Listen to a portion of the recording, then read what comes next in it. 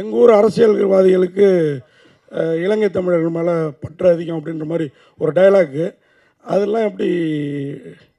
அதான் நீங்கள் அந்த சார் சொன்ன மாதிரி ஏற்கனவே சென்சாரில் ஒரு படம் சிக்கினதுனால இல்லை ரொம்ப தெளிவாக எடுத்துருக்கீங்களோ?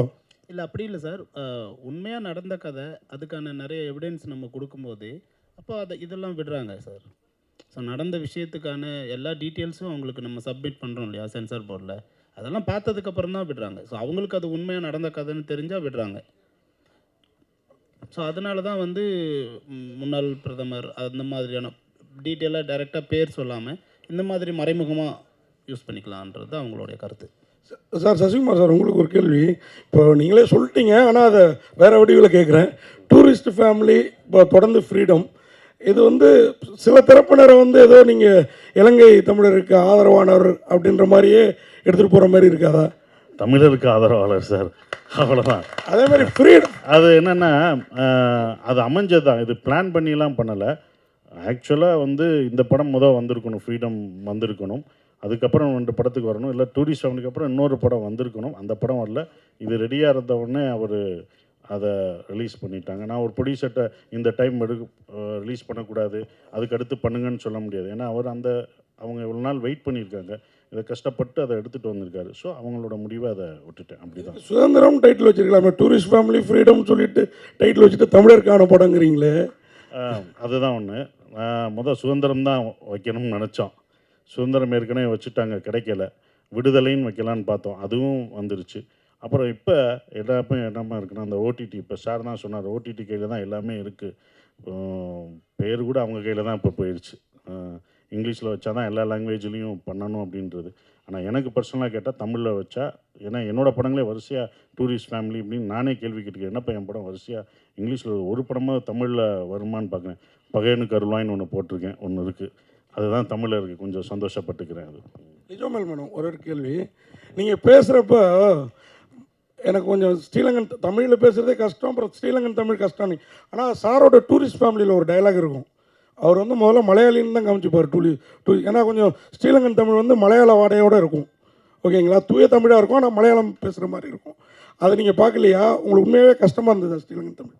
எனக்கு கஷ்டமாக தான் இருந்துச்சு. ஓகே, படம் நான் பார்த்துட்டேன், பட் எனக்கு பர்சனலி பேசுகிறப்போ கஷ்டமாக தான் இருந்துச்சு. சார் இயக்குனருக்கு ஒரு கேள்வி சார். இந்த படம் சத்யசிவா சார், இந்த படம் வந்து வேலூரில் தான் நடந்தது, 1995 நடந்தது. அப்போ 43 பேர் தப்பிச்சு போனாங்க சார்.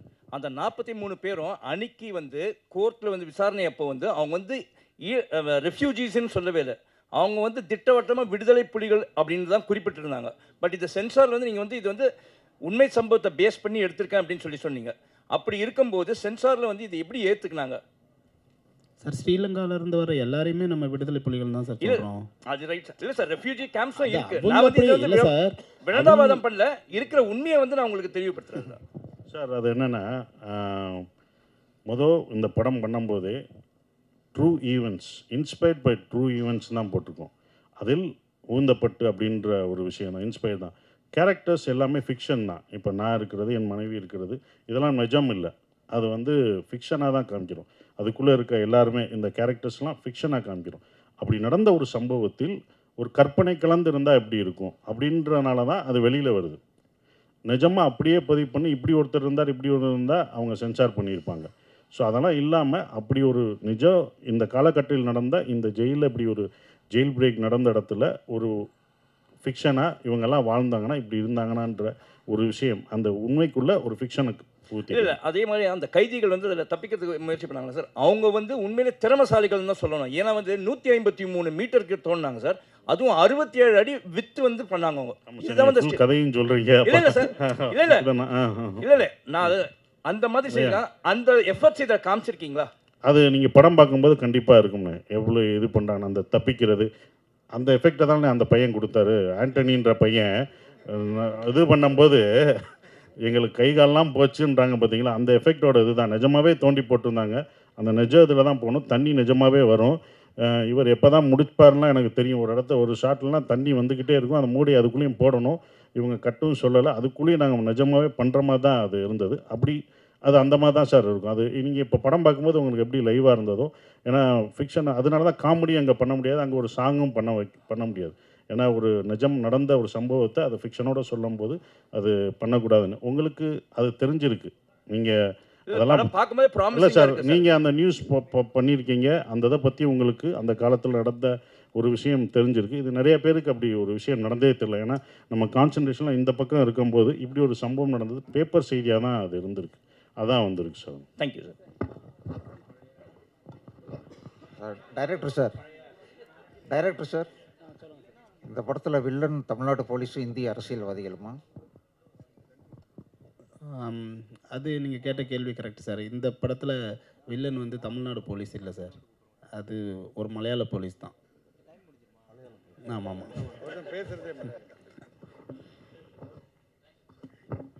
சார். ஃப்ரீடம் போட்டுட்டு ஆகஸ்ட் 14 ஏன் போட்டீங்க, எதற்காக?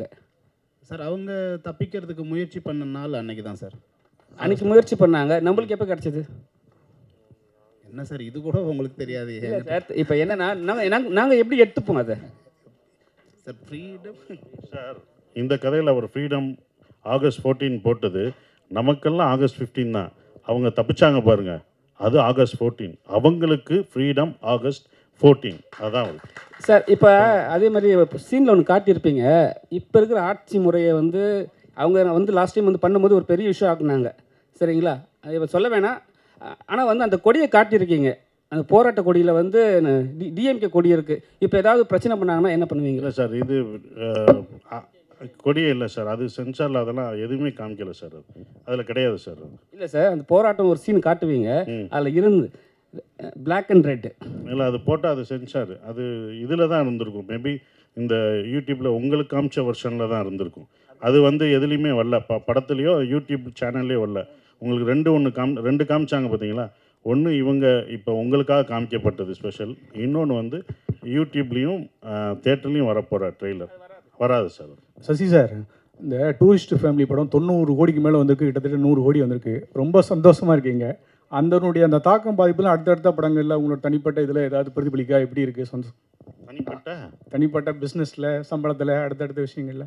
அதான் அன்றைக்கே நீங்கள் கேட்டதுக்கு பதில் சொல்லிட்டேன்ல, உங்களுக்கு தான் அந்த பதிலே அன்றைக்கி சொன்னேன். நீங்கள் கேட்டதுக்கு தான் அன்றைக்கி பதில் சொன்னேன். அதை நான் உங்கள்கிட்ட சொல்லிட்டு போயிட்டேன். பாதி பேர் பாராட்டுறாங்க, மீதி பேர் நீ என்ன காந்தியா, உனக்கு தேவையா, கடைக்காரங்களாம் கேட்குறாங்க, நீ எதுக்கு விட்டு கொடுக்குற, எவ்வளோக்குள்ளே பாராட்டுறான்னு அந்த பக்கம் திட்டம் விழுகுது. இது உனக்கு தேவையா, நீ வாட்டுக்கு வேகமாக சொல்லிட்டு வந்துட்ட. வெளியில் போனதுலேருந்து எனக்கு அதுதான், இது யாரா பெரிய நீ இது வரா அப்படின்னு சொல்லி அந்த மாதிரியும் வருது. அது இன்னொன்று புரிஞ்சுக்கணும், நிறைய பேர் அந்த படம் வெற்றி அடைஞ்சனால, டூரிஸ்ட் ஃபேமிலினால நான் நிறைய இதாகிட்டேன்ட்டு அப்புறம் என்ன, அதாவது அப்போ இன்ட்ரெஸ்ட்லாம் போடாமல் இருப்பாங்கல்ல, விட்டு கொடுத்து அவங்கெல்லாம் கொடுத்துருப்பேன்ல, அப்புறம் என்ன இன்ட்ரெஸ்ட் கொடுக்கலாம்ல, டூரிஸ்ட் ஃபேமிலி அவ்வளோ போதேன்னு படத்தில் இருக்கவங்களே கேட்குறேன். சொன்னேன், அது ப்ரொடியூசருக்கு போங்க, எனக்கு கரெக்டாக வந்த சம்பளம் வந்தால் போதும் அப்படின்னு தான் இருந்தேன். அது ப்ரொடியூசருக்கு தான், நமக்கு இல்லை. $1 மில்லியன் அவங்களுக்கு தான் அந்த டாலர்லாம் போயிடுச்சு. டைரக்டர், நீ எப்போ வந்த? அப்படியா? இங்கே தான் இருக்கேன், அவனை பார்க்கவே இல்லையா? இல்லை, இந்த இலங்கை தமிழர் அது சம்பந்தமாக எடுத்தாவே இங்கே இருக்க முக்கிய ஒரு அரசியல்வாதியை மேடைக்கு வர வச்சுருவாங்க. நீங்கள் நடந்த சம்பவத்தை எடுத்திருக்கீங்க, அவருக்கு கண்டிப்பாக போயிருக்கும். நீங்கள் அவர்கிட்ட பேசுனீங்களா அந்த அரசியல்வாதிக்கிட்ட? ஏன்னா அவர் தான் மிக முக்கியமாக வந்து எப்போ பார்த்தாலும் மேடையில் பேசுவார். இல்லை சார், நாங்கள் இந்த படத்தில் வந்து அப்படி அரசியல் சம்மந்தமாக யாருக்கிட்டையுமே பேசலை. ஆனால் உண்மையாக பாதிக்கப்பட்டவங்கக்கிட்ட நிறைய பேசியிருக்கோம், அவங்களோட இன்புட்ஸ் நிறைய எடுத்திருக்கோம். அதனால் அவருமே வந்து அவங்களோட ஃபீலிங்ஸ் தானே பேசுகிறாரு. ஸோ அவர்கிட்ட போய் பேசுகிறதுக்கு பாதிக்கப்பட்டவங்ககிட்டே பேசிடலாம்ல, அதுதான். எக்ஸ் பிரைம் மினிஸ்டர் அவர் சொன்ன மாதிரி வருது இல்லை, அது கரண்ட் பிரைம் மினிஸ்டர் தான் அப்போ அவர் இருக்கும்போது. இல்லை அவர் எக்ஸ் பிரைம் மினிஸ்டர் தான். ஸோ அதை இதுலேயே போட்டிருக்கீங்க. ஸோ அதுவே பெரிய ஒரு அந்த வார்த்தையே பெரிய அழுத்தமான வார்த்தை இல்லை, இது சென்சார் போகும்போது. ஸோ அதை எப்படி ஹேண்டில் பண்ணுவீங்க? இல்லை சார், அதான் கதையாகவே ஒரு உண்மையான நடந்த கதை தானே, உண்மைக்கு நெருக்கமான கதைன்னும் போது அவங்க அதை அலோவ் பண்ணுறாங்க சார். ஆல்ரெடி சென்சார் ஆகிடுச்சு, யூஏ சென்சார் ஆகிடுச்சு. ஆமாம் சசிண்ணா ஒரு அண்ணா, நிறைய பேர் இப்போ சொல்கிறாங்க சசி வந்து பெரிய பெரிய படம் பண்ணுறாரு, ஆனால் சம்பளம் வந்து அதே சம்பளம் தான் வாங்குறாருன்னு சொல்லிட்டு பரவாயில்ல ஒரு பேச்சு இருக்குது. உங்கள் வார்த்தையில் கரெக்டாக சொல்லுங்கள் என்ன நடக்குதுன்னு. என்னென்னா, நீங்கள் சம்பளம் வந்து அதே சம்பளம் தான் வாங்குறீங்க, சம்பளம் ஏற்ற மாட்டேன்னு ஒரு விஷயம் சொல்லியிருக்கீங்களா? அது உண்மையா என்ன? உண்மைதானே, அதான் இப்போ அவர்கிட்ட புலம்பிக்கிட்டு இருந்தேன். அதை சொன்ன பிறகு தான் எல்லாமே இதாகுது. அது உண்மை தானே, யாரும் தர்றதில்லை. நடித்தது கொடுத்ததே வந்தாலே சந்தோஷம்தான். அதான் அப்படி தான். இது சத்யசிவா சாருக்கு. வாழ்த்துக்கள் சசி, உங்களுக்கும் உங்கள் படக்குழுவுக்கும். ரொம்ப சிறப்பான ஒரு படம் எடுத்திருக்கீங்க. உங்கள் ஆர்ட் டைரக்டர் பேசும்போது ரொம்ப நெகிழ்ச்சி பூர்வமாக இருந்தது. அவர் வந்து வாழ்க்கையில் இங்கே வந்து அதே கஷ்டங்களை பட்டிருக்கேன் அப்படின்னாரு. இந்த மாதிரி ஒரு உண்மை சம்பவத்தை எடுக்கும்போது ஒரு பெரிய லெவலில் ரிசர்ச் பண்ணியிருப்பீங்க இல்லையா? அந்த ரிசர்ச்சுக்கான முயற்சிகளை பற்றி கொஞ்சம் விவரமாக சொல்லுங்களேன் ப்ளீஸ். சார், இப்போ அவர் சொன்ன மாதிரியே நாங்களுமே ஒரு 5 ஜென்ரேஷனுக்கு முன்னாடி ஸ்ரீலங்காவிலேருந்து வந்தவங்க தான். அவர் சொன்னார், நான் சொல்லலை. இது வந்து படிக்கும் போதே ஒரு இன்ட்ரெஸ்டிங்காக இருந்தது சார். ஏன்னா இது எல்லாருக்குமே தெரிஞ்சிருக்கு. ஆனால் அந்த 90ஸ்ல இருந்த முக்கியமாக ரைட்டர்ஸ் நிறைய பேருக்கு தெரிஞ்சிருக்கு. நிறைய பேர் இதை பற்றி பேசியிருக்காங்க. ஆனால் இப்போ இருக்கிறவங்களுக்கு இதை பற்றி தெரியல. ஆனால் இது சொன்னால் ரொம்ப ஒரு வெறும் வலி மட்டும் இல்லாமல் அதில் ஒரு வீரம் இருக்குது சார் ஆக்சுவலாக. ஏன்னா அவர் சொன்ன மாதிரி அந்த ஒரு 106 மீட்டரை தாண்டி போகிறதுல ஒரு வீரம் இருக்குது ஆக்சுவலாக. அதுக்கு ஒரு பெரிய துணிச்சல் வேணும். அது எல்லாமே இதுக்குள்ளே இருக்குது. சரி, ஒரு படமாக பண்ணும்போது ஒரு ஹீரோயிசம் இருக்குது, ஒரு ஃபீல் இருக்குது, ஒரு ஸ்ட்ரகிள்ஸ் இருக்குது. ஸோ இதை ஏன் படம் பண்ணக்கூடாது அப்படின்ற ஒரு ஐடியாவுக்கு தான் நம்ம ஃபஸ்ட்டு வந்தோம்.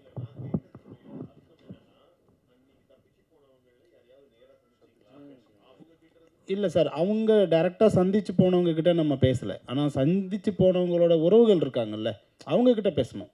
ஸோ அவங்க வந்து நிறைய விஷயங்கள் ஷேர் பண்ணிக்கிட்டாங்க. ஏன்னா அதில் தப்பிச்சு போனவங்க வந்து ஒரு 23 பேர் எங்கே போனாங்கன்னு தெரியல. அதில் பேலன்ஸ் இருக்கிறவங்க மட்டும்தான் அரெஸ்ட் ஆனாங்க. அரெஸ்ட் ஆனவங்க கூட அதுக்கப்புறம் வந்து அவங்க மேலே தப்பு இல்லை, வெறும் தப்பிக்க பார்த்தது மட்டும்தான் அவங்களோட எண்ணம் அப்படின்னு சொல்லி கவர்மெண்ட் அவங்கள ரிலீஸ் பண்ணிடுச்சு. ஸோ அதனால் அவங்க எங்கே இருக்காங்க அவங்களோட டீட்டெயில்ஸ் கிடைக்கல. நாங்கள் ஒரு 10 முகாமுக்கு போனோம். அந்த 10 முகாமில் பேசும்போதும் அதுக்கு கனெக்ட் ஆனவங்க இருந்தாங்க.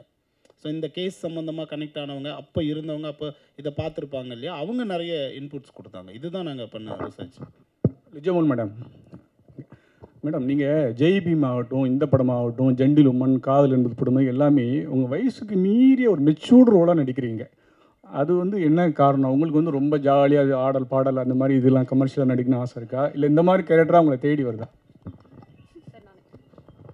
எனக்கு வர்ற கேரக்டர்ஸ் அதிகமும் இப்படி தான். எனக்கு பர்ஃபார்மன்ஸ் ஓரியன்ட் கேரக்டர்ஸ் பண்ண தான் பிடிக்கும், அவ்வளோதான். சசி சார், இங்கே இப்போது சில நடிகர்கள் பெரிய ஈவெண்ட் வச்சு அந்த மாதிரி இசை வெளியீட்டு விழாலாம் நடத்துகிறாங்க. உங்களுக்கு அந்த மாதிரி ஆசை இல்லையா? Nehru stadium etcetera etcetera. கேட்கவே சந்தோஷமாக இருக்கு சார். நீங்கள் நல்ல மனிதர், உங்களுக்குன்னு ஒரு கூட்டம் இருக்கு இல்லையா? மதுரைக்காரங்களை எத்தனாலே வந்துடுவாங்க. ஸோ அதனால் கேட்குறேன். வேணாம், இதுவே நல்லா தானே இருக்குது, வெறும் நல்லா தானே போய்கிட்டு இருக்கு. அப்புறம் எதுக்கு அதை உசுப்பி விடுற? இதுவே நல்லா இருக்குது. இது இப்படியே இருக்கிறது தான் எனக்கு பிடிச்சிருக்கு. ஸோ இது நல்லா இருக்குது. நான் இத்தனை வருஷமாக அவங்கள தான்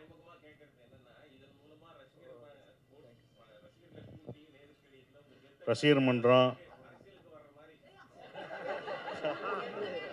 இல்லை, அப்படி எனக்கு ஆக்சுவலாகவே எனக்கு அது எனக்கு பர்சனலாக அது பிடிக்கல. ஏன்னா இவங்க ஏற்கனவே ஒரு படம் அப்படி தான் வந்து காலேஜில் போய் காலேஜ் ஸ்டூடெண்ட்டை வர வச்சு அதை பண்ணணும் அப்படின்னு சொல்லும்போது அது வேணாம், அது ஒரு இன்ஸ்டிடியூஷனு, அங்கே போய் நம்மளுடைய படங்களை போய் ப்ரொமோட் பண்ண வேணாம் அப்படின்னு நான் பர்சனலாக நினச்சேன். அதனால தான் நான் நந்தன்லையும் பள்ளியும் டூரிஸ்ட் ஃபேமிலியும் 2 ப்ரொடியூசரை தப்பிச்சிட்டேன்.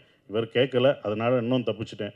அதுக்கப்புறம் பண்ணுவேன்னா பண்ணுவோம், அது ப்ரொடியூசரோட ஃபோர்ஸ்னால தான் அப்படி பண்ணுவேன். ஆனால் எனக்கு பர்சனலாகவே என்னுடைய படங்களை ஒரு காலேஜுக்கு போய், அது இன்ஸ்டிடியூஷன் படிக்க வந்திருக்காங்க, அங்கே போய் நான் விளம்பரப்படுத்தி என் படத்தை பாருங்கள், அந்த கூட்டத்தை நான் மிஸ்யூஸ் பண்ண விரும்பலை. அவங்களோட படிப்பையும் அவங்க ஏன்னா அவங்க அதுக்கு தான் வந்திருக்காங்க, அதை நான் மிஸ்யூஸ் பண்ணக்கூடாதுன்னு நான் அதிலிருந்து பண்ணுறதில்ல. அதை தான் நான் விலகியிருக்கேன். சார், ஜிப்ரான் சார் மேடையில் பேசுகிறப்ப ஆர்கே சுலமணி சார்னு நினைக்கிறேன், ஏழைகளின் இளையராஜா அப்படின்னாரு. நீங்கள் அதை எப்படி எடுத்துப்பீங்க? ஏன்னா இளையராஜானா 2 கருத்து இருக்குது. மியூசிக்லேயும் ஒரு சிறப்பு, எல்லாத்துலேயுமே சிறப்பு. நீங்கள் மியூசிக்கில் இன்னும் சிறப்பாக இருப்பீங்களா, இல்லை அவரை மாதிரி ஆக்டிவிட்டீஸ்லையும் இறங்கிடுவீங்களா?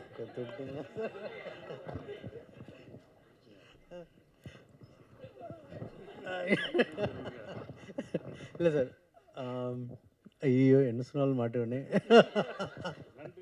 ஓகே, இல்லை சார், எனக்கு அவர் சொன்னது அது ரொம்ப பெரிய வார்த்தை, நான் அப்படி தான் பார்க்குறேன். பட் எனக்கு வந்து ஸ்கிரிப்ட், நான் இந்த யார் நடிச்சிருக்காங்க அது எல்லாம் பார்க்குறத விட எனக்கு ஸ்கிரிப்டு, டேரக்டர்ஸு, அப்புறம் சில நேரம் இப்போ வந்து எனக்கு படம் முடிஞ்சதுக்கப்புறம் எனக்கு வருது. இப்போது இவங்ககிட்ட கூட சொல்லிட்டு இருந்தேன், நாகராஜ்னு டேரக்டர் இவங்க ஆக்ட் பண்ணியிருக்காங்க. ஸோ லாஸ்ட் வீக் அந்த படம் பார்த்தேன், எனக்கு ரொம்ப பிடிச்சிருந்துச்சு. ஸோ பிடிச்ச உடனே ஓகே இந்த படத்தில் நம்ம இருக்கணும், இந்த படம் நம்ம இப்படிலாம் பண்ணலாம் அப்படின்னு எனக்கு தோணி தான் நான் உள்ளே வரேன். ஸோ அந்தளவு தான் என்னோடய சினிமா மேலே இருக்க லவ் மட்டும்தான் நான் அந்த படத்துக்கூட கமிட் ஆகிறதுக்கு, வேறு எந்த ரீசனும் இல்லை.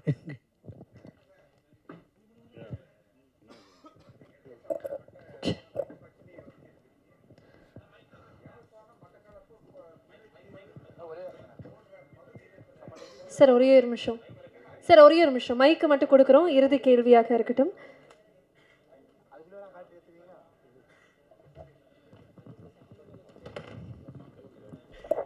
இப்போ சொல்லுங்க சார். இலங்கையில் மிகவும் பாதிக்கப்பட்ட பகுதி யாழ்ப்பாணம், மட்டக்களப்பு, முல்லைத்தீவு, காரைத்தீவு, இந்த மாதிரி இடங்கள் தான் ரொம்ப பாதிக்கப்பட்டது.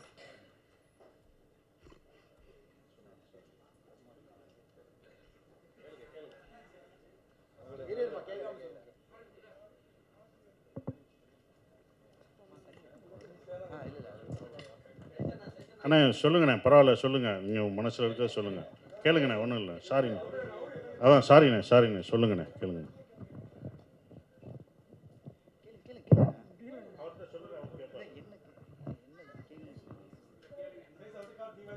நான் இலங்கையில் இருந்தவன், அங்கேருந்து 83 நான் வந்துட்டேன். அதனால் கேட்குறேன், காரைத்தீவு, முல்லைத்தீவு, யாழ்ப்பாணம், மட்டக்களப்பு, திருகோணமலை, இந்த பகுதிகளில் தான் தமிழர்கள் அதிகமாக வாழ்கிறார்கள். அங்கே இருந்த அந்த மக்களை நீங்கள் சந்தித்தீர்களா? ஆமாம் ஆமாம், கண்டிப்பாக. அந்த மக்களோடு பேசினீர்களா? கண்டிப்பாக. அவருடைய உணர்வுகளை நீங்கள் இதில் எடுத்து வைத்திருக்கிறீர்களா? நீங்கள் படம் பார்த்தீங்கன்னா உங்களோட ஃபீலிங்ஸுக்கான விடை கண்டிப்பாக அதில் இருக்குங்க. உங்களோட ஆதங்கம் எவ்வளோ இருக்கோ அதை நான் விஷுவலாக காமிச்சிருக்கேன்.